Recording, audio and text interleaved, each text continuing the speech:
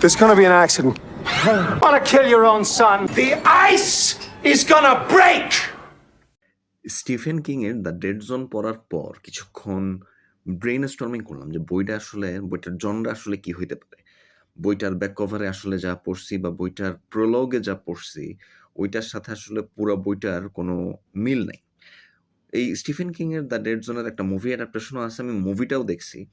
ভাবলাম যে এই বইটা নিয়ে ডিসকাস করার আগে মুভিটাও দেখে নিই, এবং আমার কাছে আমি যখন আসলে বইটা পড়ে শেষ করছি আমার তখনই মনে হচ্ছিল যে এই বইয়ের যে কাহিনী এটা তো আসলে এই বইটা তো আসলে মুভি অ্যাডাপ্টেশনের জন্য উপযুক্ত না। কারণ মুভিটা সেক্ষেত্রে অনেক বোরিং হওয়ার কথা, বেশ স্লো বার্ন একটা মুভি হওয়ার কথা, এবং মানুষ আসলে যে কারণে মুভি দেখে এই দ্য ডেড জোন বইটা যেরকম, সে বইটার আসলে মুভি অ্যাডাপ্টেশন করলে মানুষ হচ্ছে আসলে মুভি দেখার মজাটা হয়তো বা পাবে না। যাই হোক, মুভির ব্যাপারে পরে বলি। এইটার জনরা যদি বলতে হয় দ্য ডেড জোন বইটার জনরা, আমার কাছে এখন মনে হয় যে দ্য ডেড জোন বইটার জনরা হবে লিটারারি ফিকশন, এবং এটা কোনো হরর না। এখানে হররের আসলে কিছু নাই। হরর থাকলেও আসলে এটাকে মানুষের দুর্ভাগ্যকে যদি আপনি হরর বলতে চান, এখানে মানুষের দুর্ভাগ্য দেখিয়েছে এবং বেশ এক্সক্রুশিয়েটিং ডিটেইলের মাধ্যমেই দেখিয়েছে। সেসব দিক থেকে যদি চিন্তা করতে চান তাহলে এটাকে হরর বলা যায়। কিন্তু এখানে কোনো ভূত-পেত্নী ওইরকম কোনো কিছু নাই।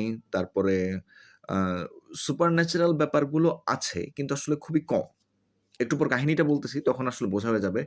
এছাড়া টিপিক্যাল হরর বইয়ে বা স্টিফেন কিং এর হরর বইগুলোতে আসলে যেসব এলিমেন্টস দেখা যায় সেগুলো নাই।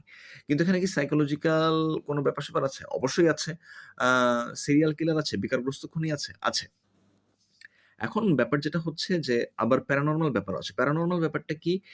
এই বইয়ের যে মূল চরিত্র জন স্মিথ, ওর হচ্ছে গিয়ে একটা সাইকিক পাওয়ার চলে আসে, এবং সাইকিক পাওয়ার ওর অনেক আগে থেকেই সাইকিক পাওয়ার ছিল। জীবনের কোনো স্টেজে সেই সাইকিক পাওয়ারটা সুপ্ত ছিল। আবার একটা স্টেজ পর সেই সাইকিক পাওয়ারটা আসলে অনেক বেশি প্রকট হয়ে ওঠে। তো এই যে এই সাইকিক পাওয়ারের বিষয়টাই আসলে সুপারন্যাচারাল টাইপের। এটা ছাড়া আসলে আর তেমন কিছু আ পাওয়া যায় না। আর যেমনটা বলছিলাম যে বইয়ের প্রোলগ বা ভূমিকায় আসলে যেরকম দেখাচ্ছিল যে উম জন স্মিথ বা নায়কের যে প্রোটাগনিস্টের অ্যান্টাগনিস্ট যে আছে, সেও হচ্ছে হয়তোবা খুব বিশাল কিছু, খুব স্পেশাল কিছু, এবং তার সাথে হয়তো একটা অ্যাপোক্যালিপটিক শোডাউন হবে বইয়ের লাস্টে গিয়ে, এবং ব্যাক কভারটা আসলে সে ধরনের একটা ব্যাপারের দিকেই ইঙ্গিত দেয়, কিন্তু আসলে দেখা গেল যে না, বিষয়টা আসলে সেরকমও না। সব মিলিয়ে হচ্ছে এটা আপনি বলতে পারেন যে জন স্মিথের জীবন নিয়েই এই বইটা লেখা, এবং জন স্মিথের সেই শৈশব, কৈশোর, তারুণ্য সবকিছু, এবং জন স্মিথের জীবনে একটা দুর্ঘটনা আসে এবং সেই দুর্ঘটনার পর জন স্মিথকে ঘিরে জন স্মিথের কাছের মানুষ যারা ছিল তাদের জীবনটা আসলে কিভাবে বদলে যায়। তারপরে জন স্মিথকে ঘিরে তাদের জীবনটা আসলে কিভাবে আবর্তিত হয়, এসব ব্যাপার এসেছে। এবং তার সাথে ফাঁকে এই যে বইয়ের যে মূল ভিলেন, এ এই মূল ভিলেনের ব্যাপারে ছোট কিছু আ ফোকাস দেওয়া হয়েছে। ছোট কিছু ব্যাপার ছিল।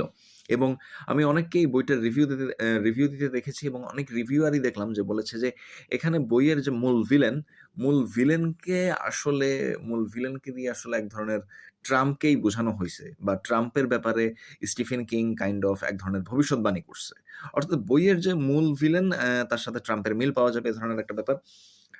সে হচ্ছে গিয়ে অ্যা লোকাল পলিটিক্স শুরু করে মূল ভিলেন। এরপরে সে একসময় মেয়র হয় এবং আস্তে সে সিনেটর, এবং সিনেটর থেকে পরবর্তীতে সে আ দেশের প্রেসিডেন্ট হওয়ারও সে পায়তারা করে।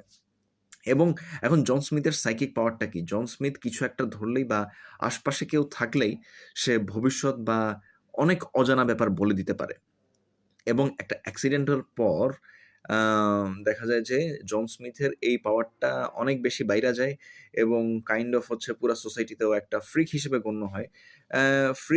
হিসেবে গণ্য হলেও কেউ পজিটিভলি এই ফ্রিক, মানে কেউ পজিটিভ ফ্রিক হিসেবে দেখে, কেউ নেগেটিভ ফ্রিক হিসেবে দেখে। এ ধরনের ব্যাপার, এবং অনেকেই আসলে ওর কাছে সাহায্য চাইতে আসে, এবং এই যে ওর এই ব্যাপারটা পাবলিক হয়ে যাওয়ার পর ও আসলে ভীষণ রকমের একটা বিড়ম্বনায় পড়ে। এবং এইখানে হচ্ছে আসলে যেমনটা আগে বলছিলাম যে বেকারগ্রস্ত খুনি আছে, এবং এখানে বইয়ের মাঝখানেই একটা সাবপ্লট বলতে পারেন যে দুর্দান্ত একটা মার্ডার মিস্ট্রি আছে। বাট সব মিলিয়ে যদি বলি আমি আসলে কনফিউজড ছিলাম। আমি বইটা এনজয় করছি, পড়ে এনজয় করছি এবং আমি টেনে পড়ে গেছি। আ এটাতে কোনো সমস্যা হয়নি। কিন্তু আমার কাছে মনে হলো যে আসলে এটা কি পড়লাম? কি বুঝাইতে চাইলো? এবং পরে মনে হলো যে না, এটা আসলে লিটারারি ফিকশন হিসেবেই হয়তোবা অনেক বেশি জুতসই হয়। এই স্টিফেন কিং মানেই হরর বা স্টিফেন কিং মানেই সাই-ফাই, সুপারন্যাচারাল কিছু থাকে। বইটা শুরু থেকেই হচ্ছে ওই ধরনের একটা আভাস দিয়ে আসলে, একটা সিগন্যাল দিয়ে আসলেও শেষমেশ আসলে বইটা ঐরকম ছিল না। একটা প্রিডিটারমাইন্ড ধারণা থাকলে কোনো বই বা বইয়ের লেখককে নিয়ে বা বইয়ের জনরা কি হবে সেটা নিয়ে যদি একটা প্রিডিটারমাইন্ড ধারণা থাকে, তাইলে বইটা পড়তে গিয়ে অনেক সময় প্যারা খাইয়া যাইতে হয়। আমি সেই প্যারাটাই খাইছি স্টিফেন কিং এর 'দ্য ডেড জোন' পড়তে গিয়ে। এছাড়া অনেক রিভিউয়ার, অনেক প্রফেশনাল রিভিউয়ার, অনেক বুক ক্রিটিক এরকমও বলছে যে, এই বইটা হয়তো সবার কাছে ভালো লাগবে না। তবে যাদের কাছে ভালো লাগবে তাদের কাছে অনেক বেশিই ভাল লাগবে। সব মিলিয়ে বলব যে আমার কাছে স্টিফেন কিং এর 'দ্য ডেড জোন' বইটা এক ধরনের মিশ্র অনুভূতির নাম। তবে আমি একটানে পড়ে গেছি। স্টিফেন কিং এর একটা বিশাল সাইজের বই পড়া আমার জন্য বরাবরই একটা চ্যালেঞ্জ আমার পাঠক জীবনের ক্ষেত্রে। কিন্তু এই বইটা আমি টানা পড়ে গেছি এবং আমার কাছে বিরক্ত লাগে নাই এবং আমার কাছে এরকমও মনে হয় নাই যে বইটা জায়গায়, জায়গায় ঝুলে গেছে।